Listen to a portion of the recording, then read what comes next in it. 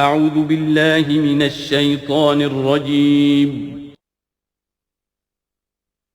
بسم اللہ الرحمن الرحیم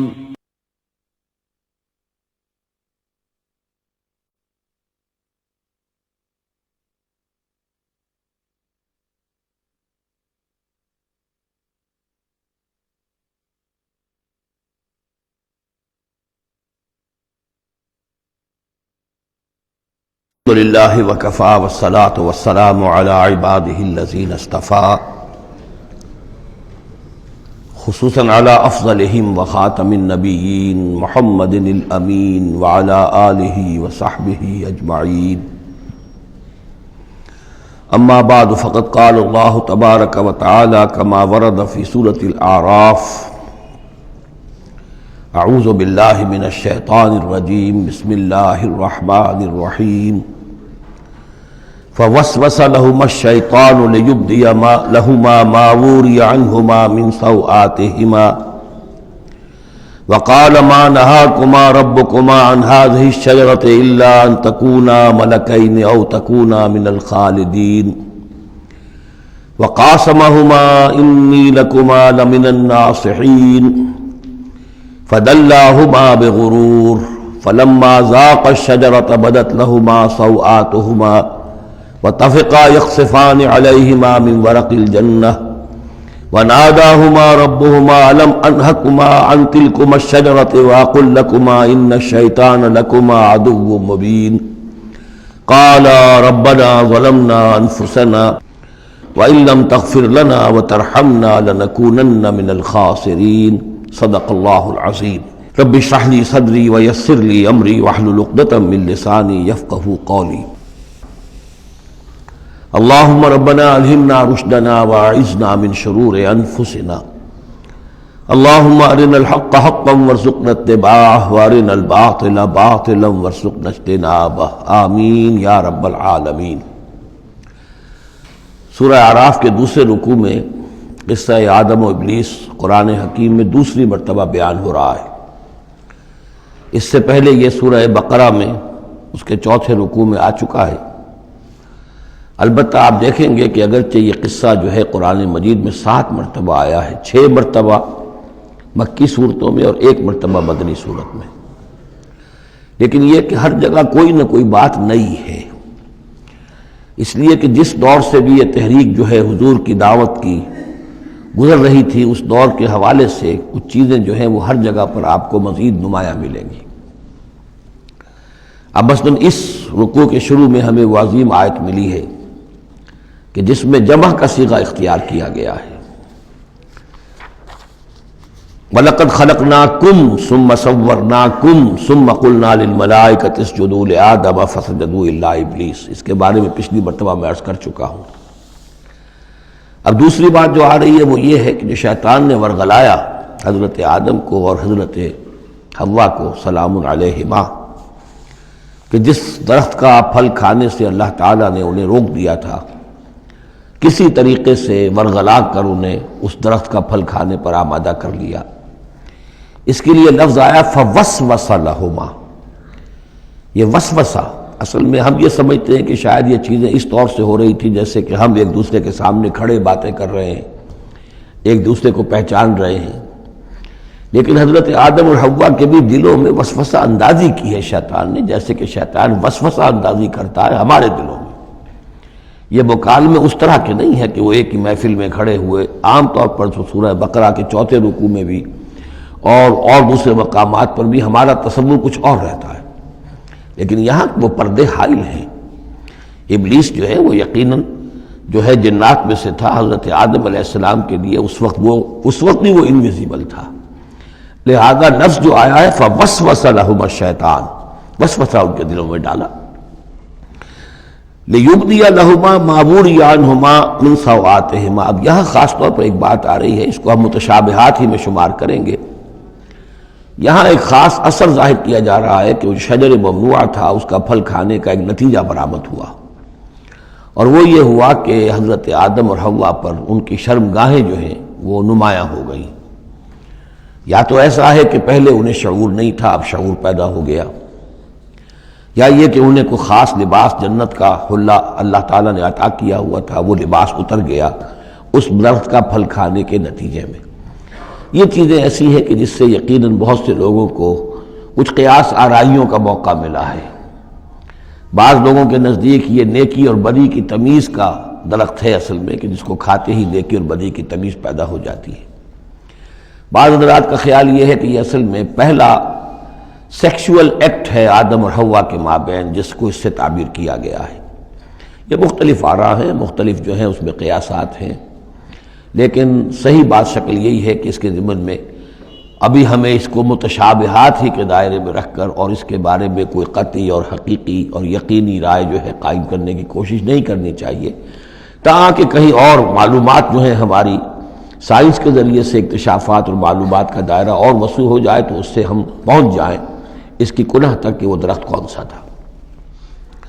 لیکن یہاں ظاہر کیا گیا ہے کہ شیطان نے جو وسوسہ اندازی کی ان کے دلوں میں وہ یہ تھی، فوسوس لهما الشیطان لیبدی لهما ما وري عنهما من سوآتهما وقال ما نهاكما ربكما عن هذه الشجرة، اور اس نے کہا، یہ وسوسہ اندازی کی کہ نہیں روکا ہے آپ دونوں کو آپ کے رب نے اس درخت سے، الا ان تکونا ملکین، مگر یہ کہ کہیں آپ نہ ہو جائیں فرشتے نہ بن جائیں، او تکونا من الخالدین، یا ہو جائیں آپ ہمیشہ ہمیش رہنے والے۔ اب اس میں سیدھی سی بات یہ ہے کہ فرشتوں کو تو جھکایا گیا حضرت آدم کے سامنے، تو فرشتہ بن جانا کون سی بہت بڑی بات تھی، لیکن یہ کہ انسان بسا اوقات اپنی اصل حقیقت کو، اصل مقام کو بھول جاتا ہے، نسیان ہو جاتا ہے، اور یہ بات گویا کہ شیطان کے وسوسہ اندازی سے ان کے ذہن میں پیدا ہوئی، یا یہ کہ آپ ہمیشہ ہمیش رہیں اور آپ پر موت طاری نہ ہو۔ وقاسمہما انی لکما لمن الناصحین، اور انہوں نے قسمیں کھا کھا کر اس نے یقین دلایا میں آپ کے لیے بہت یعنی مخلص ہوں، اور جو رائے دے رہا ہوں وہ بہت صحیح ہے۔ فدلاہما بغرور، تو دھوکہ دے کر انہیں، جس کو ہم کہتے ہیں مائل کر ہی لیا، شیشے میں اتار ہی لیا۔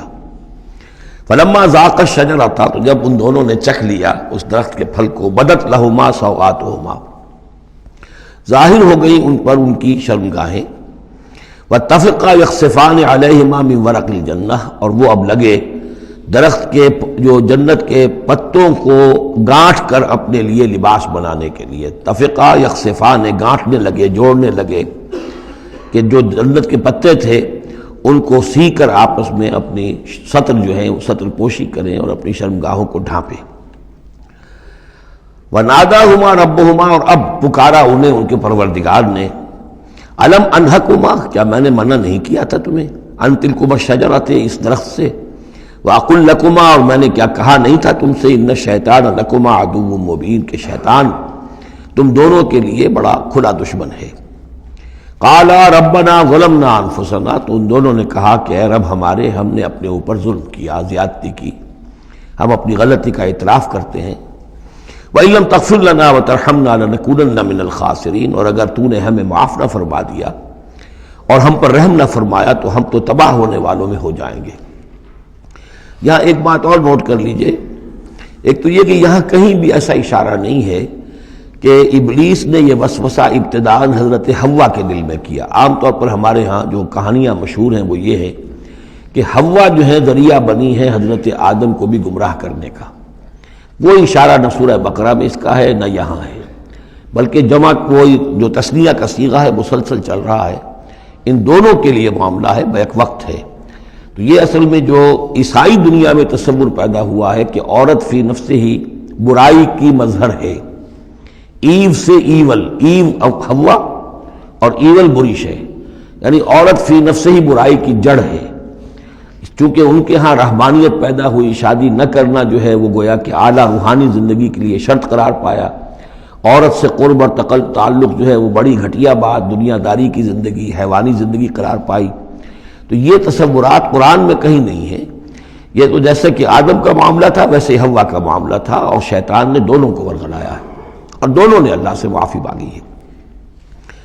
دوسرے یہ کہ یہاں نوٹ کر لیجئے کہ یہاں یہ بتا دیا گیا کہ وہ الفاظ کیا تھے، وہاں سورہ بقرہ میں ہم پڑھا آئے فَتَلَقَّى آدَمُ مِن رَبِّهِ كَلِمَاتٍ فَتَابَ عَلَيْهِ، حضرت آدم کے دل میں جو ایک سخت پشیمانی کے جذبات پیدا ہوئے تو اس کے لیے الفاظ خود اللہ تعالیٰ نے تلقین فرما دیے، اور وہ الفاظ یہ ہیں ربنا ظلمنا انفسنا وان لم تغفر لنا وترحمنا لنکونن من الخاسرین قال اهبطوا بعضكم لبعض عدو، اور اللہ نے فرمایا کہ اب اترو یہاں سے۔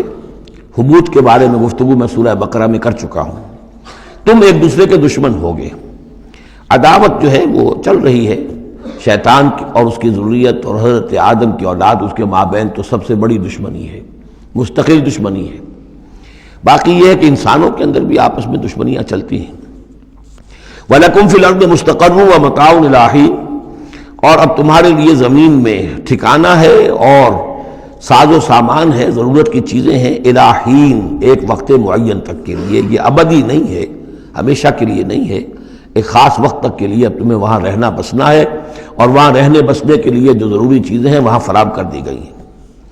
قال فیہا تحیون وفیہا تموتون ومنہا تخرجون، ساتھ یہ بھی فرما دیا کہ اب اسی زمین میں تم رہو گے اور اسی میں تم مر کر داخل ہو جاؤ گے، فیہا تموتون، اسی میں مرو گے، ومنہا تخرجون، اور اسی میں سے تمہیں دوبارہ نکال لیا جائے گا بعث بعد الموت۔ یا بنی آدم قد انزلنا علیکم لباسا یواری سوآتکم وریشا، اب یہاں ایک جو یعنی ایک راہبانہ تصور ہی، الٹا قسم کا راہبانہ تصور جو ہے، یوں سمجھیے کہ پیدا ہو گیا تھا عرب کے لوگوں میں بھی۔ وہ سمجھتے تھے جیسے آج بھی دنیا میں نیوڈسٹ سوسائٹیز جو ہیں وہ کہتے ہیں لباس ایک تکلف ہے، خام خواہ ہے، جب انسان کو اللہ نے پیدا کیا تو کوئی لباس نہیں ہوتا، پھر حیوانات کا کوئی لباس نہیں ہے، یہ خام خواہ ایک تکلف ہے انسان نے جو اپنے لیے اختیار کر لیا ہے۔ عرب میں یہ رواج پڑ گیا تھا کہ مادر زاد برہنہ ہو کر مرد اور عورتیں طواف کرتے تھے خانہ کعبہ کا، اور یہ گویا کہ بڑا اونچا کام تھا، گویا کہ ہر تکلف سے، یعنی بہرحال اب بھی ہم طواف کرتے ہیں تو صرف 2 چادریں ہوتی ہیں، انہوں نے کہا کہ وہ چادروں کا تکلف بھی کیا کرنا ہے، بس جیسا بھی اللہ نے پیدا کیا ہے مادر ذات برہنہ مرد اور عورتیں جو ہیں وہ طواف کرتے تھے، اور اس کو بڑا نیکی کا کام سمجھتے تھے، بہت یوں سمجھیے کہ اپنی یعنی سیلف انہیلیشن یا اپنی نفی ذات جو ہے اس کا بہت بڑا مظہرہ تھا۔ اب اس کی یہاں تردید ہو رہی ہے۔ یا بنی آدم، آدم کی اولاد، قد انزلنا علیکم لباسا، ہم نے تم پر لباس اتارا ہے، یواری سوآتکم، جو تمہارے شرمگاہوں کو ڈھانپتا ہے، وریشا، اور تمہارے لیے آرائش کا سبب بنتا ہے، زیبائش اور آرائش کا، لباس التقوی ذالک خیر، اور اس سے اوپر پھر ایک اور لباس ہے، اور وہ لباس ہے تقوی کا لباس۔ ظاہر ہے کہ وہ سب سے بہتر ہے۔ اگر تقوی کا لباس نہیں ہے تو بسا اوقات اور انسان لباس پہن کے بھی ننگا ہوتا ہے، اتنا تنگ لباس کہ اس میں جسم کے سارے نشیب و فراز ظاہر ہو رہے ہوں، یا اتنا باریک لباس عورتوں کا کہ جس میں وہ جسم اندر سے جھلک رہا ہو، تو وہ لباس پہنے ہوئے بھی، جیسے کہ حضور نے فرمایا اللہ تعالیٰ لعنت فرمائے ان عورتوں پر جو لباس پہن کر بھی ننگی رہتی ہیں۔ تو لباس التقوی ذالک خیر، ایک اور اضافی جو ہے وہ تقوی کا ہے، شرم ہو، حیا ہو، تقوی ہو۔ ذالک من آیات اللہ لعلہم یذکرون، یہ اللہ تعالیٰ کی آیات میں سے ہے تاکہ یہ لوگ نصیحت اخذ کریں۔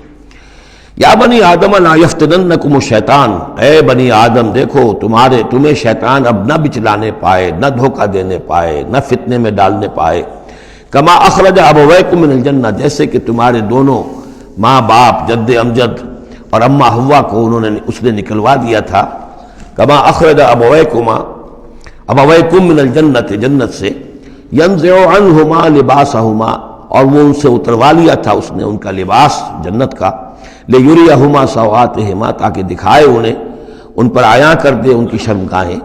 انہ یراکم ہوا وقبیلہ من حیث لا ترونہم، ایک بات جان لو کہ وہ یعنی ابلیس خود، چونکہ اسے بھی چھوٹ ملی ہوئی ہے قیامت تک کے لیے، وہ مسلسل زندہ ہے، اور قبیلہ اور اس کی قوم، اس کی ذریت اور اس کے جو ایجنٹ ہیں جنات میں سے، چونکہ وہ انویزیبل ہیں تو وہ تمہیں دیکھتے ہیں، تاکتے ہیں تمہیں، تم پر داؤ لگاتے ہیں۔ یراکم ہوا وقبیلہ من حیث لا ترونہم، جہاں سے تم انہیں نہیں دیکھ سکتے۔ انا جعلنا الشیاطین اولیاء للذین لا یؤمنون، ہم نے تو شیاطین کو ان لوگوں کا دوست بنا دیا جو ایمان نہیں لاتے، جو ایمان نہیں رکھتے، ایمان نہیں لاتے، تو شیطان جو ہے جیسے گندگی جو ہے اس کے اوپر مکھی آئے گی، ایسے ہی جہاں اللہ کا ذکر نہیں ہے، اللہ کا ایمان نہیں ہے، خانہ خالی را دیو می گیرت، تو وہاں یہ شیاطین جن جو ہیں آ کر اڈا جمائیں گے۔ وَإِذَا فَعَلُوا فَاحِشَةً، اور جب یہ ایک بے حیائی کا کام کرتے ہیں، یعنی ننگے عریاں طواف، قالوا وجدنا علیہ آباءنا، کہتے ہیں ہم نے پایا اپنے آباء و اجداد کو یہی کچھ کرتے ہوئے، واللہ امرنا بہا، اور جب ہمارے آباء و اجداد یہ کرتے تھے تو یقیناً اللہ ہی نے ہمیں اس کا حکم دیا ہوگا۔ یہ گویا کہ ان کے نزدیک سرکمسٹانشل ایویڈنس تھا کہ جب ایک ریت چلی آ رہی ہے، ایک رسم چلی آ رہی ہے تو یقیناً اللہ ہی نے کہا ہوگا۔ قل ان اللہ لا یامر بالفحشاء، نبی ان سے کہہ دیجیے اللہ تعالیٰ بے حیائی کا حکم نہیں دیتا۔ اتقولون علی اللہ ما لا تعلمون، تو کیا تم اللہ کی طرف منسوب کر رہے ہو، یعنی جھوٹ جڑ کر اور جھوٹ گھڑ کر اس کو جڑ رہے ہو اللہ کی جناب میں، جو جس کا کہ تمہیں کوئی علم حاصل نہیں ہے۔ قل امر ربی بالقسط، کہہ دیجئے نبی کہ میرے رب نے تو حکم دیا ہے انصاف کا، عدل کا، توازن کا۔ وَأَقِيمُوا وُجُوهَكُمْ عِنْدَ كُلِّ مَسْجِدٍ، اور اپنے رخ سیدھے کر لیا کرو ہر نماز کے وقت۔ مسجد جو ہے یہ اس میں ظرف ہے، اور ظرف زمان بھی ظرف مکان بھی۔ مسجد سجدے کی جگہ بھی مسجد ہے، اور سجدے کا وقت جو ہے ظرف زمان وہ بھی مسجد ہے۔ وَادْعُوهُ مُخْلِصِينَ لَهُ الدِّينَ، اور اس کو پکارا کرو، اس سے دعا کیا کرو، لیکن اس کے لیے اپنی اطاعت کو خالص کرتے ہوئے، یعنی اللہ تعالیٰ سے دعا کرنے کی ایک شرط ہے، اس کی اطاعت کو اپنے اوپر لازم کرو۔ جیسے کہ سورہ بقرہ میں ہم جہاں روزے اور رمضان کے احکام اور حکمتوں کا بیان ہوا ہے، اس میں فرمایا گیا وَإِذَا سَأَلَكَ عِبَادِي عَنِّي فَإِنِّي قَرِيبٌ أُجِيبُ دَعْوَةَ الدَّاعِ إِذَا دَعَانِ فَلْيَسْتَجِيبُوا لِي، میں تو ہر ایک پکارنے والے کی پکار سنتا ہوں، اس کی دعا کو قبول کرتا ہوں، لیکن اسے بھی چاہیے کہ میرا کہنا مانے، اور یہ کہنا ماننا جو جزوی نہیں ہوگا۔ ادخلوا فی السلم کافہ، داخل ہونا ہے تو پورے پورے ہونا ہے۔ تو فرمایا کہ مخلصین لہ الدین، اپنی اطاعت کو اس کے لیے خالص کرتے ہوئے، یعنی اس کی اطاعت کے دائرے کے اندر تو اور اطاعتیں ہو سکتی ہیں۔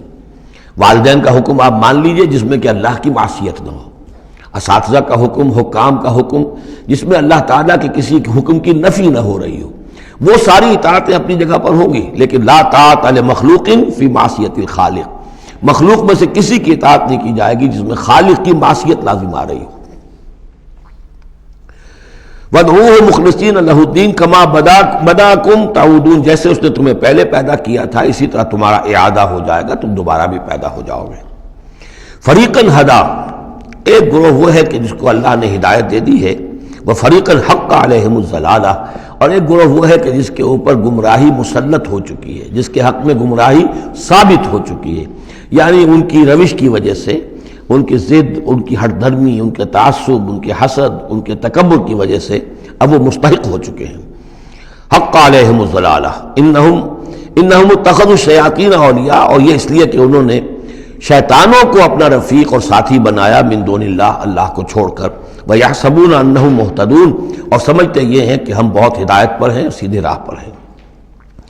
یا بنی آدم خذوا زینتکم عند کل مسجد، دوبارہ پھر اے آدم کی اولاد اپنی زینت لے لیا کرو۔ خذوا زینتکم یعنی لباس جو ہے جس کو کہا گیا عیشا تمہارے لیے آرائش ہے، یہ تمہاری لیے زینت ہے، اللہ نے اتارا ہے اپنی آرائش کا سامان، اور یہ کہ نماز کے لیے جب انسان آئے تو اچھا لباس پہن کر آئے۔ ہمارے ہاں عام طور پر الٹی روش چلتی ہے، دفتر جا رہے ہیں تو بہت اچھا لباس ہے، مسجد جا رہے ہیں تو وہ چاہے میلے کپڑے پہن کے چلے گئے، لیکن یہاں اللہ تعالیٰ فرما رہا ہے یہ نہیں، میرے پاس آتے ہو، میرے دربار میں آتے ہو تو اچھا لباس پہن کر آؤ۔ یا بنی آدم خذوا زینتکم عند کل مسجد وکلوا واشربوا ولا تسرفوا، اور کھاؤ پیو اور اسراف نہ کرو۔ جو کچھ چیزیں ہم نے بنائی ہیں وہ بہرحال اس لیے بنائی ہیں کہ بنی آدم جو ہے ان کی خوراک کے کام آئے، جو اچھی چیزیں ہیں۔ انہ لا یحب المسرفین، ہاں وہ اسراف کرنے والوں کو پسند نہیں کرتا، ضائع کرنا، ضرورت سے زیادہ خرچ کرنا، یہ چیزیں جو ہیں یہ اللہ تعالیٰ کو پسند نہیں ہیں۔ اب یہاں پھر اسی رہبانیت کی نفی ہو رہی ہے کہ جس میں سمجھا یہ جاتا ہے کہ اچھا کھانا پینا ہی برا ہے، کاہے کو پہنا جائے، بہت موٹا جھوٹا ہی کھانا چاہیے۔ اچھے کھانے پینے کا مطلب تو یہ کہ نفس پرستی ہو رہی ہے۔ اچھا پہننا جو ہے کیا ضروری ہے، موٹا جھوٹا پہن کے گزارا ہو جائے گا۔ اس معاملے میں سمجھ لیجئے کہ دو حالات میں صورت مختلف ہو جاتی ہے۔ اگر تو دین اللہ کا مغلوب ہے تو پہلا فرض آپ کا یہ ہے کہ اللہ کے دین کے غلبے کی جد و جہد کریں، بیشتر وقت بیشتر صلاحیتیں اس میں لگائیں۔ ظاہر بات ہے اچھا کھا ہی نہیں سکتے، اچھا پہن ہی نہیں سکتے، یہ اس کا منطقی نتیجہ ہو جائے گا۔ یہ اس لیے نہیں کہ رہبانیت کی وجہ سے نہیں کر رہے، اس وجہ سے کہ ممکن ہی نہیں۔ آپ اپنے اسی وقت کو لگائیں گے زیادہ کمائی کے لیے، محنت کریں گے دنیا کے لیے، زیادہ کمائیں گے تو اچھا کھائیں گے، اچھا پہنیں گے۔ آپ نے تو اپنا وقت جو ہے وہ لگا دیا ہے اللہ کے دین کے لیے، اگر لگائیں گے نہیں تو دین غالب کیسے ہو جائے گا؟ خود بخود تو نہیں ہوگا، آسمان سے تو نہیں ٹپک پڑے گا دین، اللہ فرشتے تو نہیں بھیجے گا دین غالب کرنے کے لیے، غالب تو آپ کو کرنا ہے۔ لہذا اس صورت میں تو نیچرل یہ ہو جاتا ہے کہ پھر کم سے کم کرو، کم سے کم کرو، کم سے کم کرو، اپنے معیار زندگی کو اور نیچے لاؤ، اور نیچے لاؤ، اور نیچے لاؤ، تاکہ زیادہ سے زیادہ وقت، زیادہ سے زیادہ اپنی صلاحیتیں، زیادہ سے زیادہ اوقات، زیادہ سے زیادہ اپنے وسائل کو آپ فارغ کر سکیں اللہ کے دین کے لیے۔ لیکن اس حالت میں یہ جو ہوتا ہے یہ کسی رہبانیت کی وجہ سے نہیں ہے، جیسے کہ صحابہ کرام نے سختیاں جھیلی، بھوک برداشت کی، گھر بار چھوڑے، لیکن وہ کسی رہبانیت کے نظریے کے تحت نہیں تھے، وہ ایک مثبت جہادی نظریہ ہے، جد و جہد، انقلابی جد و جہد۔ اور اس انقلابی جد و جہد میں تو دنیا میں جو بھی کوئی آئی ہے پارٹی، ریولوشنری پارٹی، اسے یہ سختیاں جھیلنی پڑی ہیں، چاہے وہ کمیونسٹ ہو یا کوئی اور ہو۔ انقلاب تو اس کے بغیر آتا ہی نہیں ہے۔ البتہ اگر دین غالب ہو گیا، قائم ہے، اب گویا کہ جو ریاست ہے، اسلامی ریاست ہے، نظام خلافت ہے، اب آگے دین کو پھیلانا اور عام کرنا اور مزید اس کے غلبے کی جد و جہد کی توسیع جو ہے یہ ریاست کے ذمے آ گئی۔ ریاست جو بھی اپنے شہریوں کے اوپر اس کے لیے بوجھ ڈالتی ہے، جو ٹیکس ڈالتی ہے، یا جو بھی والنٹیئرز مانگتی ہے، یہ لڑائی جو ہے ڈرافٹنگ کرتی ہے، وہ ٹھیک ہے، اس کے مطابق اگر اسے چاہیے 10,000 آدمی نکل آئے، باقی کی طرف سے یہ فرض کفایہ ادا ہو گیا۔ ریاست کے قائم ہونے کی شکل میں صورتحال بدل جاتی ہے۔ اب آپ اپنے گھر میں رہے، جو وقت آپ کے پاس ہے آپ اچھا کمائیں، اچھا کھائیں، اچھا پہنیں، کوئی حرج نہیں۔ آپ اپنے بچوں کو بھی اچھا کھلائیں، حلال سے کمائیں، اچھا کھلائیں۔ کوئی اسی طریقے سے کوئی آپ کو علمی کوئی آپ کا پرسوٹس ہیں، ایکیڈیمک پرسوٹس ہیں، ان میں لگے، یا یہ کہ اگر آپ نوافل میں لگنا چاہتے ہیں نفل پڑھیں، اور اس کے ترقی جو ہے، اپنی روحانی ترقی جو ہے وہ تقرب بالنوافل کے ذریعے سے کرتے چلے جائیں۔ تو یہ تینوں راستے جو ہیں انسان کے لیے کھلے ہوں گے۔ کب؟ جبکہ دین غالب ہو۔ اس بنیادی بات کو بھی لوگوں نے سمجھا ہے، اس لیے وہ رہتے ہیں کنفیوژن میں۔ صاحب اولاد کا بھی حق ہے، صاحب بیویوں کا بھی حق ہے، اس کا بھی حق تو سب کا ہے، لیکن یہ کہ وہ جو صحابہ کرام کو یاد نہیں تھا کہ ان کے بھی حقوق ہیں، یا ان کا دین اور تھا، ہمارا دین اور ہے؟ کیا حضور کو پتہ نہیں تھا کہ میری ازواج مطہرات کے بھی دین ہے، ان کا بھی کیا بھی حق ہے؟ انہوں نے ذرا اپنے نفقے کے اندر اضافے کا مطالبہ کیا تو گویا کہ ایلا کا معاملہ کر لیا، گویا کہ طلاق کی دھمکی دے دی۔ یہ کیوں ہوا؟ کیا ان کے جو خاندان والے تھے ان کا حق نہیں تھا؟ ان کو وہ چھوڑ کر آ گئے مکے میں، اور بھیڑیوں کے حوالے کر کے آ گئے، گویا کہ قریش کے سرداروں کے حوالے ان کے رحم و کرم پر چھوڑ کر آ گئے نا مدینے، جن کو ہجرت کا حکم ملا ہے۔ یہ ساری چیز دین میں یہ ہے دو شکلیں مختلف۔ ایک ہے دین مغلوب ہے تو پہلا فرض ہے یہ کہ دین کو غالب کرنے کی جد و جہد کرو، ایک جماعتی زندگی کے اندر منسلک ہو کر تن من دھن، ان صلاتی و نسکی و مایایا و مماتی للہ رب العالمین، کم سے کم نکالو اپنے لیے، کم سے کم۔ اب ظاہر بات ہے اس میں تو پھر کم سے کم پر ہی گزارا کرنا ہوگا، صرف سبسسٹنس لیول جس کو کہا جائے، اپنے آپ کو برقرار رکھنے کے لیے، تاکہ جسم اور جان کا رشتہ تعلق جو ہے برقرار رہے، کام کر سکے آدمی۔ ہاں جب دین غالب ہو جائے اب مسئلہ بالکل مختلف ہو گیا ہے، اب ریاست ہے، اور ریاست نے اپنی فوجیں بھی رکھی ہوئی ہیں، جو بھی ذرائع ہیں۔ ہاں جب بھی ضرورت ہوگی وہ شہریوں کو بلائے گی، اس وقت حاضر ہونا فرض ہو جائے گا، لیکن ورنہ عام حالات میں ریاست اس فرائض کو ادا کر رہی ہے۔ مزید توسیع دعوت دین کی اور غلبہ دین کی وہ ریاست کے ذمہ ہے، اسلامی ریاست ہے، نظام خلافت ہے۔ اب آپ جو ہے انڈیویجولز کی حیثیت سے اپنے کاروبار میں لگ جائیں، یا کوئی شخص اپنی روحانی ترقی میں لگ جائے، کوئی شخص یہ کہ دولت زیادہ سے زیادہ کمائے اور وہ اس کو ثواب کے کاموں میں صرف کرے، کوئی شخص جو ہے کسی سائنس میں، کسی اور شعبے میں اسے علمی دلچسپی ہو جائے، تحقیق کے کاموں میں، سارے راستے کھلے ہوں گے۔ اس صورت میں اچھا کھانا، اچھا پہننا کوئی حرام شے نہیں، تو جبکہ رہبانیت اس حالت میں بھی اس کے لیے کوئی گنجائش نہیں چھوڑتی، تو یہاں اس کی نفی کی جا رہی ہے، اس رہبانیت کے نظریے کی۔ قل من حرم زینت اللہ التی اخرج لعبادہ، کہیے ان سے پوچھئے کس نے حرام کی ہے وہ زینت جو اللہ نے نکالی ہے اپنے بندوں کے لیے، والطیبات من الرزق، اور کس نے حرام کیے ہیں پاکیزہ کھانے کی چیزیں۔ قل ہی للذین آمنوا فی الحیات الدنیا، کہہ دیجئے یہ تمام چیزیں دنیا کی زندگی میں بھی اللہ تعالیٰ نے تو اہل ایمان ہی کے لیے بنائی ہے، خالصۃ یوم القیامہ، ہاں دنیا میں وہ کفار کو بھی دے رہا ہے، تم بھی کھا پی لو برت لو یہاں پہ جو کچھ کرنا ہے، اس لیے کہ آخرت میں تمہارا کوئی حصہ نہیں ہے۔ البتہ آخرت میں جا کر یہ تمام اچھی چیزیں خالصتاً یوم القیامہ، قیامت کے دن تو یہ خالصتاً جو ہے اللہ کے اہل ایمان بندوں کے لیے ہو جائیں گی، پھر کافر کو کوئی شے نہیں ملے گی۔ کذالک نفصل الآیات، اس طرح ہم اپنی آیات کی وضاحت کرتے ہیں لقوم یعلمون، ان لوگوں کے لیے جو علم رکھتے ہو یا جو علم حقیقی حاصل کرنا چاہیں۔ قل انما حرم ربی الفواحش ما ظہر منها وما بطن، کہہ دیجئے کہ میرے رب نے تو حرام قرار دیا ہے بے حیائی کی باتوں کو، خواہ وہ اعلانیہ ہوں اور خواہ چھپی ہوئی ہوں، بے حیائی خواہ چھپی ہوئی ہو وہ بھی اللہ تعالیٰ کو پسند نہیں ہے، وہ بھی حرام ہے۔ والاسم، اور گناہ کو حرام کیا ہے، والبغی، اور ناحق زیادتی کرنا کسی دوسرے پر بغیر الحق، وان تشرکوا باللہ ما لم ينزل بہ سلطانہ، اور اس کو حرام ٹھہرایا ہے کہ تم اللہ کے ساتھ شریک ٹھہراؤ کسی ایسی چیز کو جس کے لیے اس نے کوئی سند نہیں اتاری ہے، وان تقولوا علی اللہ ما لا تعلمون، اور حرام قرار دیا اس بات کو کہ تم اللہ کی طرف منسوب کرو وہ چیزیں کہ جو تم نہیں جانتے، جس کے لیے تمہارے پاس کوئی علم نہیں ہے۔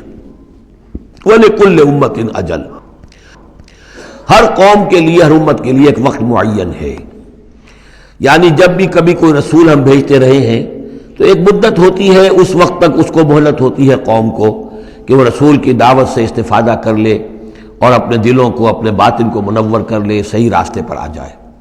اس سے پہلے عذاب نہیں آئے گا، خواہ یہ کہ اہل ایمان تو چاہیں گے وہ جھٹپٹ عذاب آئے، اس لیے کہ بہرحال مسلمان اہل ایمان وہ بھی انسان ہوتے تھے، چکی کے دو پاٹوں کے درمیان پس رہے تھے تو کبھی کبھی خیال آ جاتا تھا کہ اب اللہ تعالیٰ کیوں انہیں اتنی ڈھیل دے رہا ہے، یا ابو جہل کو اتنی ڈھیل کیوں دے دی ہے کہ اس نے حضرت سمیہ رضی اللہ تعالیٰ عنہ کے ساتھ یہ سلوک کیا، ابو جہل کو کیوں اتنی ڈھیل دے دی ہے کہ اس نے حضرت یاسر کو شہید کر دیا رضی اللہ تعالیٰ عنہ۔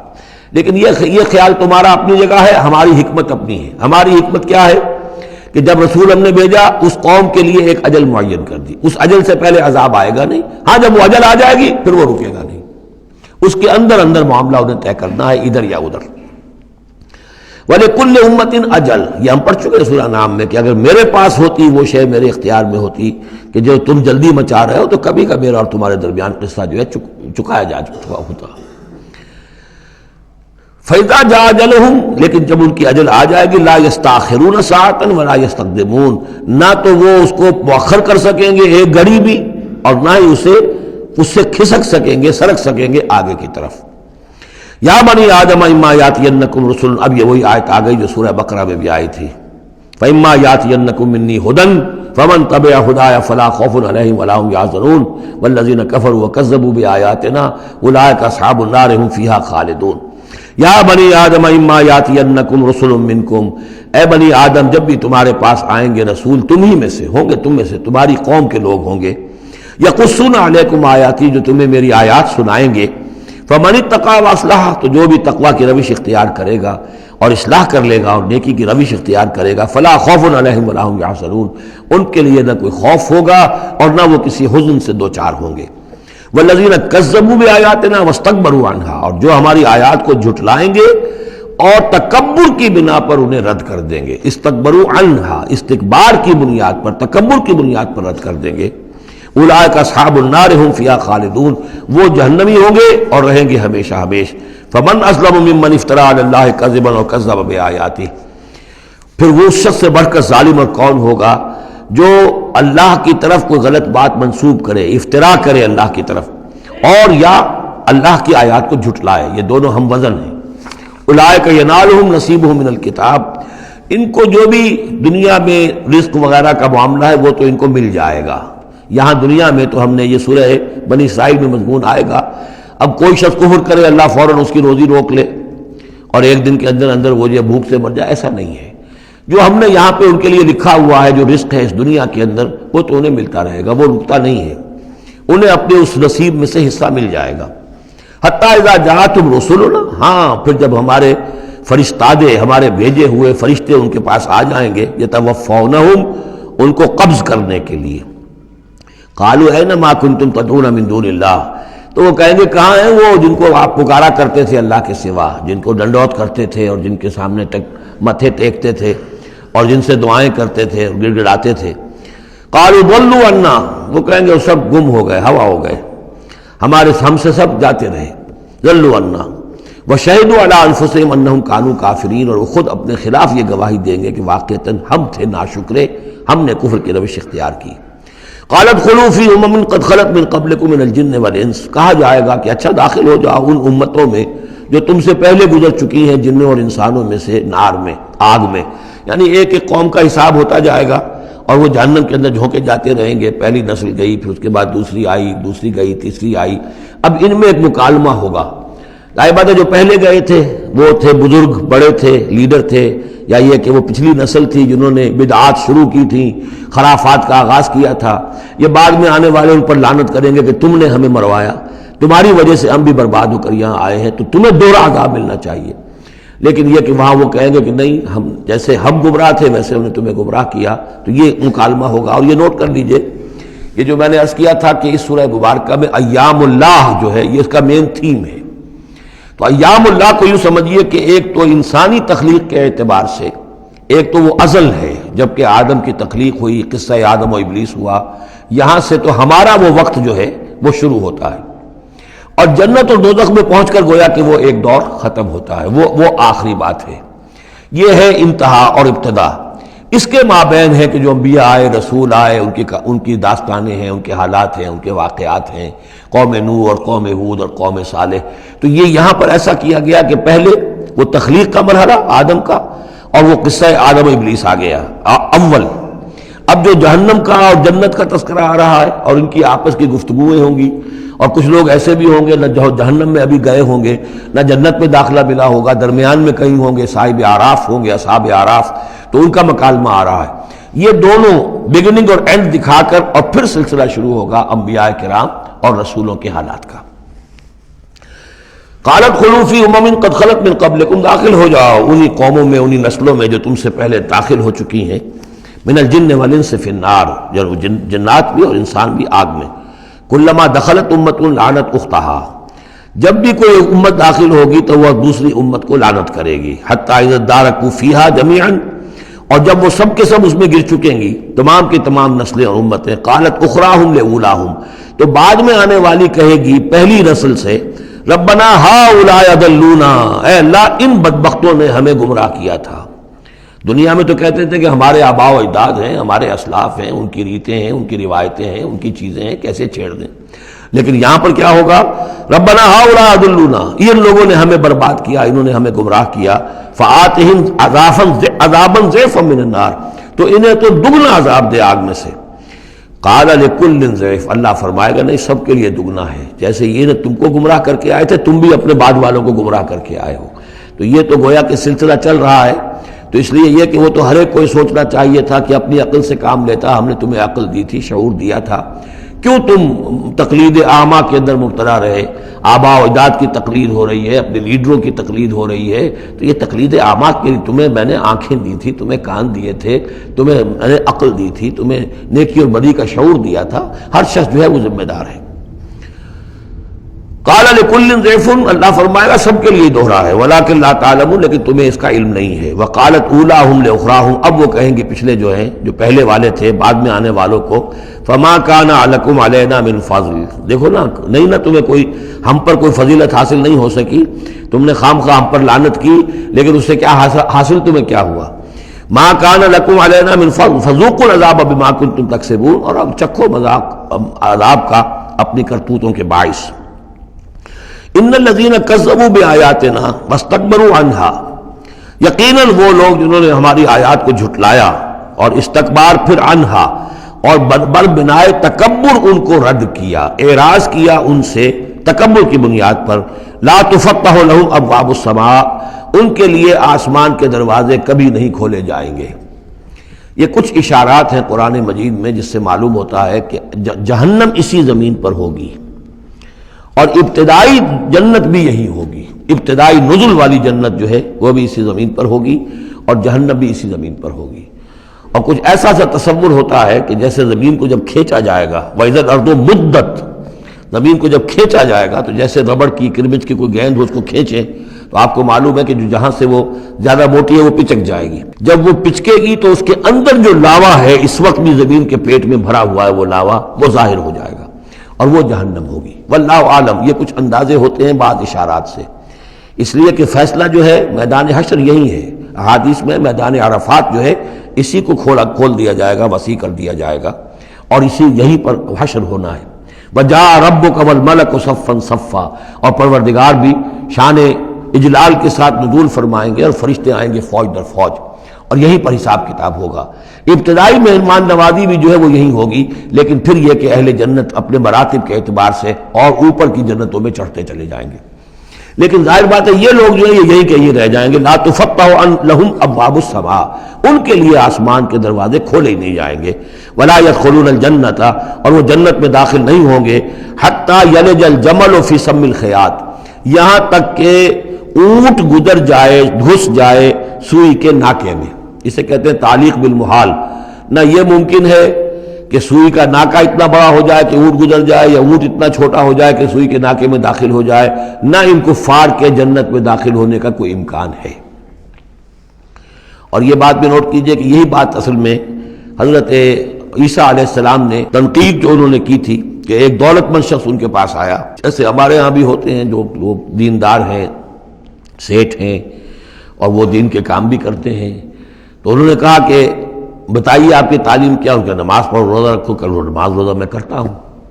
اچھا اپنے غریبوں کے اپنے بال میں سے دو، یہ کرو وہ کرو. یہ بھی میں کرتا ہوں. آپ بتائیے اور کیا ہے؟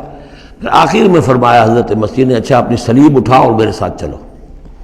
یعنی یہ کہ اب وہ ہے وہ جد و جہد حق و باطل کی کشاکش، یہ نیکی کے کام کرنا، دھندوں میں لگے رہنا، اور اپنے ساتھ کچھ نہ کچھ نیکی کا کام ہے، کچھ پن ہے، کچھ خیرات ہے، کچھ ثواب کے کام ہے، کوئی نماز ہے، روزہ ہے، یہ تو آسان ہے. لیکن یہ کہ اس کشاکش حق و باطل جو ہے اس میں لگنا، کہ جس میں پھر اندیشہ ہو کہ پھانسی بھی آ سکتی ہے، اندیشہ ہو جان بھی جا سکتی ہے، تکلیف بھی آ سکتی ہے. تو جب انہوں نے کہا کہ اچھا ٹھیک ہے، پھر جب تم نے یہ ساری منزلیں طے کر لی تو آخری منزل ہے اپنی صلیب اٹھاؤ میرے ساتھ آ جاؤ. تو اس شخص کا چہرہ لٹک گیا اور وہ چلا گیا. تو حضرت مسیح نے فرمایا کہ اونٹ کا سوئی کے ناکے میں سے گزرنا ممکن ہے، لیکن کسی دولت مند شخص کا اللہ کی بادشاہت میں داخل ہونا ممکن نہیں ہے. بہرحال میں اس وقت اسے کسی دلیل کے طور پر پیش نہیں کر رہا ہوں، لیکن میں نے صرف یہ کہ یہی جو ہے محاورہ جو قرآن مجید میں یہاں آیا ہے، حتی یلج الجمل فی سم الخیاط، یہی ہے کہ جو حضرت عیسیٰ علیہ السلام نے استعمال کیا. وَكَذَلِكَ نَجْزِي الْمُجْرِمِينَ، اور اسی طرح ہم بدلہ دیتے ہیں مجرموں کو. لَهُم مِّن جَهَنَّمَ مِہَادٌ، ان کے لیے جہنم ہی کا ہوگا بچھونا. وَمِن فَوْقِهِمْ غَوَاشٍ، اور اسی کا اوڑھنا ہوگا، لحاف بھی اسی کا ہے، آگ کا اور اس کے گدے بھی. وَكَذَلِكَ نَجْزِي الظَّالِمِينَ، اور اسی طرح ہم ظالموں کو بدلہ دیں گے. وَالَّذِينَ آمَنُوا وَعَمِلُوا الصَّالِحَاتِ، اور وہ لوگ جو ایمان لائے اور جنہوں نے نیک عمل کیے. لَا نُكَلِّفُ نَفْسًا إِلَّا وُسْعَهَا، پھر آ گئی وہی بات، ہم کسی کو ذمہ دار نہیں ٹھہرائیں گے کسی جان کو مگر اس کی وسعت کے مطابق. محاسبہ ہوگا انڈیویجول، ہم نے کیا کیا کچھ اسے دیا تھا اس کے حساب سے ہم اس سے حساب لیں گے. اولئک اصحاب الجنہ، وہ ہوں گے جنت والے. ہم فیہا خالدون، اور اس میں رہیں گے ہمیشہ ہمیشہ. ونزعنا ما فی صدورہم من غل، اور ہم نکال دیں گے جو کچھ ان کے سینوں میں ہوگا ایک دوسرے کی طرف سے کوئی میل. یعنی اہل ایمان بھی انسان ہوتے ہیں، شکوے شکایتیں ہو جاتی ہیں. دینی جماعتوں میں بھی کبھی کسی معمور کو امیر سے شکایت ہو گئی، کسی امیر کو معمور سے شکایت ہو گئی، کسی ایک رفیق کو دوسرے رفیق سے شکایت ہو. انسان ہے، اور یہ معاملہ جو ہے ایسا بھی ہوتا ہے، زائل بھی ہو جاتے ہیں. کچھ ایسی شکوے شکایتیں ہوتی ہیں کہ باقی رہتی ہیں، ختم نہیں ہوتی ہیں. ان کے اثرات جو ہیں وہ جذبات کچھ ایسے مجروح ہو جاتے ہیں کسی طریقے سے زائل نہیں ہوتے. لیکن فرمایا گیا ہے کئی مقامات پر یہ کہ اللہ تعالیٰ اہل جنت کو جنت میں داخل کرنے سے پہلے جو بھی اہل ایمان میں سے کسی کے لیے ان کے دل میں کوئی کدورت ہوگی، کوئی میل ہوگا، وہ نکال دے گا، تاکہ اب جنت میں داخل ہونے والے سب سررن اخوانن علی سرر متقابلین، بالکل بھائیوں کی طریقے سے صاف دل ہو کر ایک دوسرے کے سامنے رو در رو ہو کر بیٹھیں گے، اور ان کے اندر کوئی غل نہیں رہے گا. یہی دعا بھی ہے جو ہمیں تلقین کی گئی ہے، اللہم اغفر لنا ولاخواننا الذین سبقونا بالایمان ولا تجعل فی قلوبنا غلا للذین آمنوا ربنا انک رؤوف رحیم. پروردگار اہل ایمان میں سے کسی کے لیے بھی ہمارے دل میں غل اور میل یا کدورت یہ باقی نہ رہنے دے، تو اپنے فضل و کرم سے دھو دے.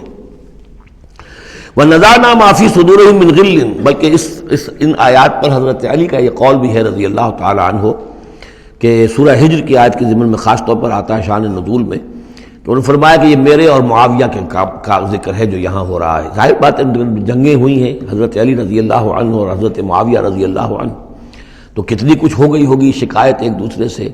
تو یہ آیتیں ہمارے لیے ہیں کہ اللہ تعالیٰ ہمیں دونوں کو جنت میں داخل کرے گا تو ہمارے دلوں سے یہ کدورتیں جو ہے وہ نکال دے گا۔ وَقَالُوا الْحَمْدُ لِلَّهِ الَّذِي هَدَانَا لِهَذَا، اور وہ کہیں گے کل شکر ہے اور کل تعریف ہے اس اللہ کی جس نے ہمیں یہاں تک پہنچایا۔ وَمَا كُنَّا لِنَهْتَدِيَ لَوْلَا أَنْ هَدَانَا اللَّهُ، اور محض اپنے زور بازو سے ہم یہاں تک نہیں پہنچ سکتے تھے اگر اللہ ہی نے ہمیں نہ پہنچا دیا ہوتا۔ لقد جاءت رسول ربنا بالحق، یقیناً ہمارے رب کے پروردگار کے جو بندے آئے تھے رسول بن کر وہ حق کے ساتھ آئے تھے۔ وَنُودُوا، اور تب انہیں ندا کی جائے گی، پکارا جائے گا، أَن تِلْكُمُ الْجَنَّةُ أُورِثْتُمُوهَا بِمَا كُنتُمْ تَعْمَلُونَ، اب یہ وہ جنت ہے جس کے تم وارث بنا دیے گئے ہو تمہارے اعمال کی وجہ سے۔ بندے کا کام یہ ہے کہ وہ یہ کہے گا اے اللہ میں اس لائق نہیں تھا، میرے اعمال ایسے نہیں تھے، میں اپنے اعمال کے بل پر کبھی بھی نہیں اس کا مستحق ہو سکتا تھا، یہ سارا تیرا فضل ہے، تیرا کرم ہے، تیری عطا ہے، تیری دین ہے۔ اللہ فرمائے گا نہیں میرے بندے، تو نے محنت کی تھی، کوشش کی تھی، ایثار کیا تھا، تو نے حق کا راستہ چوز کیا تھا، تو نے کبھی نقصان بھی برداشت کیا تھا حق کے لیے اور باطل کا مقابلہ کرنے میں تکالیف بھی جھیلی تھی۔ تو بندہ جو ہے وہ کہے گا نہیں پروردگار یہ سب تیرا فضل ہے، اور اللہ کہے گا یہ تمہارے اعمال کی وجہ سے۔ دونوں جزوی طور پر حقیقتیں ہیں، یہ دونوں چیزیں ہیں مل کر ایک بات کو مکمل کرتی ہیں۔ ہم ارادہ کرتے ہیں کام کا، اللہ تعالیٰ اس کام کی توفیق دے دیتا ہے، ارادہ ہی نہ کریں تو توفیق نہیں ہوگی، اور محض اپنے ارادے سے ہم کچھ نہیں کر سکیں گے جب تک کہ اللہ کی طرف سے توفیق اور تیسیر نہ ہو جائے۔ وَنَادَى أَصْحَابُ الْجَنَّةِ أَصْحَابَ النَّارِ، اور جنتی لوگ پکار کر کہیں گے جہنمیوں سے أَن قَدْ وَجَدْنَا مَا وَعَدَنَا رَبُّنَا حَقًّا، ہم نے تو پا لیا جو کچھ کہ ہمارے رب نے ہم سے وعدہ کیا تھا کہ وہ سچ نکلا، صحیح نکلا، جن نعمتوں کا ہم سے وعدہ کیا تھا وہ ہمیں مل گئیں۔ فَهَلْ وَجَدْتُم مَّا وَعَدَ رَبُّكُمْ حَقًّا، تو تم نے بھی کیا سچا پا لیا اللہ کا وعدہ جو اللہ نے تم سے وعدہ کیا تھا، وہ ساری چیزیں تمہیں مل گئیں؟ قالوا نعم، وہ کہیں گے جی ہاں، ہمارے ساتھ بھی جو وعدے تھے، جو وعیدیں تھیں، جو دھمکیاں تھیں، جو عذاب کی مختلف شکلیں تھیں، وہ سب ہیں جن میں ہم اس وقت گرے ہوئے ہیں۔ فَأَذَّنَ مُؤَذِّنٌ بَيْنَهُمْ، تو پکارے گا کوئی پکارنے والا ان کے مابین، اللعنۃ اللہ علی الظالمین، کہ اللہ کی لعنت ہے ظالموں پر۔ الذین یصدون عن سبیل اللہ ویبغونها عوجا، وہ لوگ کہ جو روکتے بھی تھے اور رکتے بھی تھے اللہ کے راستے سے، اور اس راستے میں کجی نکالتے تھے کہ اگر دیکھ لیا کسی شخص کے بارے میں کہ اس کا رجحان ہو گیا ہے کہ وہ محمد صلی اللہ علیہ وسلم کی باتیں توجہ سے سننے لگا ہے، تو اس کو ورگلانے کے درپے ہو جانا، اس کے لیے طرح طرح کی جو ہے پریشانیاں پیدا کرنا۔ وہم بالآخرۃ کافرون، اور یہ لوگ کافرت کے منکر تھے۔ وبینہما حجاب، اب یہ گفتگو تو ہو رہی ہوگی جنت اور دوزخ والوں کے مابین، ان دونوں کے مابین ایک پردہ ہوگا، ایک فصیل حائل ہوگی۔ یہ نقشہ جو ہے زیادہ کلیئرلی سورہ حدید میں کھینچا گیا ہے، وَضُرِبَ بَيْنَهُمْ بِسُورٍ لَهُ بَابٌ، بینہما حجاب، فصیل ہوگی، ادھر جنت ہے ادھر دوزخ ہے۔ وعلی الاعراف رجال، اور عرف کہتے ہیں جو فصیلوں کے اوپر بنی ہوتی ہیں، جھروکے سے بنے ہوتے ہیں جہاں سے کہ جھانک کر دیکھتے ہیں، تو اس طرح آپ نے فصیلوں کے اوپر دیکھے ہوں گے، تو اعراف ہوں گے۔ رجال یعرفون کلا بسیماہم، وہ لوگ ہوں گے جو سب کو پہچانتے ہوں گے، جہنمیوں کو بھی پہچانتے ہوں گے اور دوزخیوں کو بھی پہچانتے ہوں گے۔ اس لیے کہ یہ کون ہوں گے؟ یہ بین کے لوگ تھے جن میں کچھ نیکی بھی تھی، بدی بھی تھی، نہ یکسو ہوئے تھے ادھر نہ یکسو ہوئے تھے ادھر، تو کچھ نیکیاں کچھ بدیاں انہوں نے جمع کر لی تھیں، اور ان کے اعمال جو ہے وہ برابر ہو گئے، بدی اور نیکی کے اعمال جو ہے وہ برابر ہو گئے۔ تو اس حوالے سے ان کو ابھی درمیان میں روک لیا گیا ہے کہ نہ وہ جہنم میں جھونکے گئے نہ جنت میں داخل ہوئے۔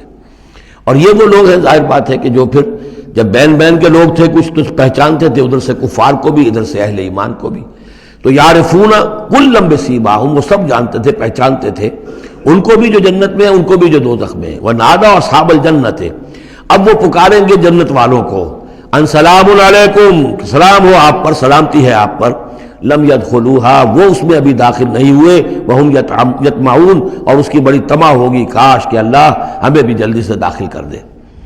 وَإِذَا صُرِفَتْ أَبْصَارُهُمْ تِلْقَاءَ أَصْحَابِ النَّارِ، اور جب ان کے ذرا چہرے جو ہے پھیر دیے جائیں گے، ان کی نگاہیں جو ہیں وہ ادھر پھیر دی جائیں گی کہ ذرا جہنمیوں کو بھی مشاہدہ کر لو۔ وَإِذَا صُرِفَتْ أَبْصَارُهُمْ تِلْقَاءَ أَصْحَابِ النَّارِ قَالُوا رَبَّنَا لَا تَجْعَلْنَا مَعَ الْقَوْمِ الظَّالِمِينَ۔ اس وقت وہ کہیں گے پروردگار ہمیں ان ظالموں کے ساتھ شامل نہ کر دیجو، کیونکہ ابھی بین ہے، بین الخوف والرجا، تو انہیں امید بھی ہے، یطمعون بھی ہے، لیکن اندیشہ بھی ہے، تو یہ کہ بیچ میں چونکہ لٹکے ہوئے ہیں اس لیے ادھر دیکھتے ہیں تو انہیں سلام کرتے ہیں، اور یہ کہ دل میں ان کے امنگیں جاگ جاتی ہیں، تمنائیں جاگ جاتی ہیں کہ اللہ ہمیں بھی ان کے ساتھ شامل کر دے، اور ادھر دیکھتے ہیں تو کہتے ہیں ربنا لا تجعلنا مع القوم الظالمین۔ ونادى اصحاب الاعراف رجالا يعرفونهم بسیماہم، اور اب یہ اہل جہنم میں سے ان لوگوں کو جنہیں یہ پہچانتے ہوں گے ان کے چہروں سے، ان کی نشانیوں سے، ان کو پکاریں گے، قالوا ما اغنى عنكم جمعكم وما كنتم تستكبرون، کچھ کام نہ آیا تمہاری جمعیت، تمہارے پرے، تمہاری فوجیں، تمہارے حاشیہ نشین، یہ کہاں گئے؟ اور جو کچھ تم جو تکبر کیا کرتے تھے، اکڑتے تھے، اے ابو جہل کیا بنا تیرا، اور اے ولید بن مغیرہ تیرا کیا ہوا؟ اہؤلاء الذین اقسمتم لا ینالهم اللہ برحمۃ، کیا وہ لوگ اب جنت والوں میں وہاں پہ آپ کو فقراء بھی نظر آئیں گے، وہاں بلال بھی نظر آئے گا، وہاں صہیب رومی بھی ہوں گے، وہاں یاسر بھی ہوں گے، یہ لوگ تھے نا جن کے بارے میں تم کہتے تھے ان کو کیسے اللہ تعالیٰ کسی رحمت سے نواز سکتا ہے، یہ تو ہمارے کمی کاری گھٹیا طبقے کے لوگ ہیں، اللہ نے ہمیں دولت دی ہے، حیثیت دی ہے، وجاہت دی ہے، ہمیں طاقت دی ہے، عزت دی ہے، یہ جو لوگ ہیں گرے پڑے ان کو اللہ تعالیٰ کیسے نواز دے گا؟ تو وہ کہیں گے اس وقت ان کا جو رنج اور غم ہے اس کو بڑھانے کے لیے، اہؤلاء الذین اقسمتم لا ینالهم اللہ برحمۃ ادخلوا الجنۃ لا خوف علیکم ولا انتم تحزنون، ان سے تو کہہ دیا گیا داخل ہو جاؤ جنت کے اندر، نہ تم پر کوئی خوف ہے اور نہ تم کسی حزن سے دوچار ہوگے۔ ونادى اصحاب النار اصحاب الجنہ، اور اب پکاریں گے جہنم والے جنت والوں کو، ان افیضوا علینا من الماء، کہ کچھ تو بہا دو ہماری طرف پانی جو اللہ نے تمہیں دے رکھا ہے، او مما رزقکم اللہ، اور جو کچھ اللہ نے تمہیں رزق دیا ہے کچھ وہاں سے ہماری طرف بھی، اے خاصہ برندان چمن کچھ تو ادھر بھی، مما رزقکم اللہ، قالوا ان اللہ حرمہما علی الکافرین، وہ جواب دیں گے اہل جنت کہ شاید ہم تو دینا بھی چاہتے، ہماری شرافت سے تو یہ بعید تھا کہ ہم کوڑا جواب تمہیں دے دیتے، لیکن کیا کریں، اللہ نے حرام کر دی ہے یہ چیزیں کافروں پر، ہمارے ہاتھ بندھے ہوئے ہیں، ہم یہ نعمتیں اب تمہاری طرف نہیں بھیج سکتے۔ ان اللہ حرمہما علی الکافرین، انہیں حرام کر دیا ہے اس پانی کو بھی اور یہ جو بھی ہمیں رزق اللہ نے نوازا ہے۔ الذین اتخذوا دینہم لہوا ولعبا، وہ لوگ کہ جنہوں نے اپنے دین کو کھیل کود بنا لیا، تماشا اور دل بہلانے کا اور ہنسی اور ٹھٹا بنا دیا ہے، وغرتہم الحیات الدنیا، اور انہیں دنیا کی زندگی نے دھوکے میں مبتلا کر دیا ہے۔ فَالْيَوْمَ نَنْسَاهُمْ كَمَا نَسُوا لِقَاءَ يَوْمِهِمْ هَذَا، تو آج کے دن ہم بھی انہیں نظر انداز کر دیں گے۔ یہ نسیان ایک تو ہوتا ہے بھول جانا، اور ایک ہوتا ہے جان بوجھ کے نظر انداز کر دینا، یہ بھی نسی کے معنی میں یہ عربی زبان میں موجود ہے۔ الیوم ننسا، آج ہم بھی انہیں بھلا دیں گے، کیا مطلب بھلا دیں گے؟ یعنی نظر انداز کر دیں گے، کما نسوا لقاء یومہم ھذا، جیسے کہ انہوں نے آج کے اس دن کی ملاقات کو بھلائے رکھا تھا یا نظر انداز کر دیا تھا، وما کانوا بآیاتنا یجحدون، اور وہ جو ہماری آیات کا انکار کرتے رہے تھے۔ وَلَقَدْ جِئْنَاهُمْ بِكِتَابٍ، اور ہم تو ان کے پاس لے آئے تھے ایک کتاب، فَصَّلْنَاهُ عَلَىٰ عِلْمٍ، جس کی ہم نے پوری تفصیل بیان کر دی تھی علم کے ساتھ، ہدی ورحمۃ لقوم یؤمنون، اور وہ ہدایت بھی تھی اور رحمت بھی تھی ان لوگوں کے لیے جو ایمان لانے والے تھے۔ هل ينظرون الا تاویلہ، یہ کس چیز کا انتظار کر رہے ہیں؟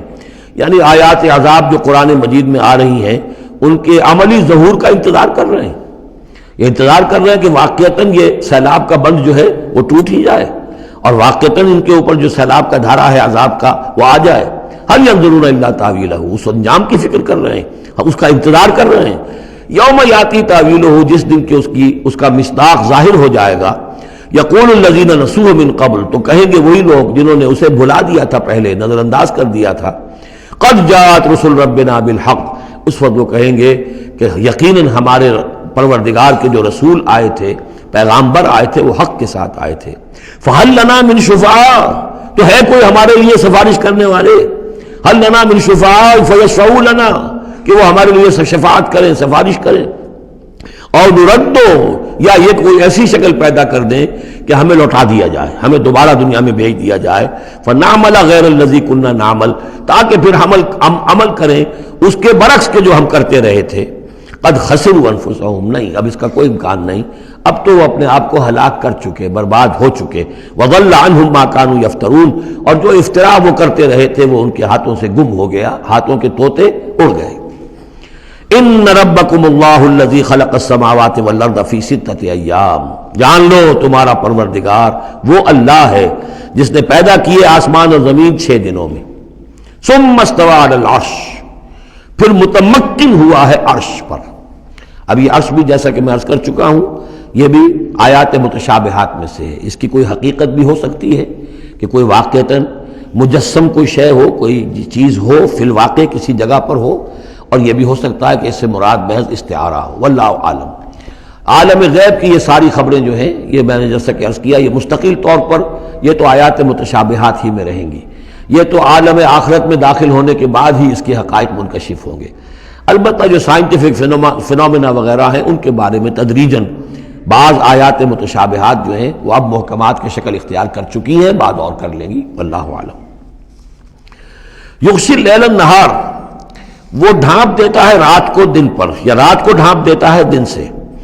یطلبہ حثیثاً، اور وہ اس کے پیچھے لگا ہوا آتا، دوڑتا ہوا، دن رات کے پیچھے رات دن کے پیچھے. والشمس والقمر، اور سورج کو پیدا کیا اس نے اور چاند کو، والنجوم، اور ستاروں کو، مسخرات بامرہ، اور یہ سب کے سب اس کے حکم سے اپنے اپنے کاموں میں لگے ہوئے ہیں، مسخر ہیں، جو بھی قاعدہ قانون ہے اس کی اطاعت کر رہے ہیں. الا لہ الخلق والامر، آگاہ ہو جاؤ اسی کے لیے ہے خلق اور اسی کے لیے ہے امر. یہ آیت جو ہے اس کے 2 مفہوم ذہن میں رکھیے. ایک تو ہے جو بہت سادہ ہے، سطحی مفہوم ہے، وہ بھی درست ہے کہ ایک ہے تخلیق اور ایک ہے پھر اللہ کا حکم. کائنات اس نے بنائی اور اب اس کا حکم ہے یہ کرو یہ نہ کرو، یہ اوامر ہے، یہ نواہی ہے، یہ شریعت ہے. لیکن اس کا ایک گہرا مفہوم بھی ہے کہ اصل میں کریشن جو ہے اس کائنات میں 2 سطح پر ہوئی ہے. ایک عالم امر ہے، ایک عالم خلق ہے. عالم امر میں صرف کریشن ایکس نہلو ہوتی ہے، عدم محض سے تخلیق، اور اس میں ٹائم فیکٹر بالکل نہیں ہوتا. کن فیکون، کوئی ٹائم فیکٹر نہیں. بغیر کسی مادے کے، بغیر کسی پری ایگزسٹنگ شے کے کچھ پیدا کر دینا اور اس میں کسی ٹائم فیکٹر کا نہ ہونا، یہ عالم امر کے خواص ہے. عالم خلق میں کسی شے سے دوسری شے بنتی ہے اور اس کے بعد اس میں ٹائم لازمن ہے. انسان ہے 9 مہینے رحم مادر کے اندر وہ بچہ رہے گا، 8 مہینے رہے، 7 مہینے رہے، بہرحال اسے وقت لگے گا. آم کی گٹھلی ہے، اس آم کی گٹھلی کو درخت بننے میں کئی سال لگیں گے. آسمان اور زمین کی تخلیق ہوئی ہے 6 دنوں میں، ہمیشہ یہ اس کا ذکر ہوگا. اور ظاہر بات ہے 6 دن وہ ہمارے دن تو نہیں ہے. قرآن مجید میں تو کہہ دیا گیا اللہ کا ایک دن 1000 برس کا بھی ہے، ایک دن 50,000 برس کا بھی ہے، یہ ملینمز بھی ہو سکتے ہیں.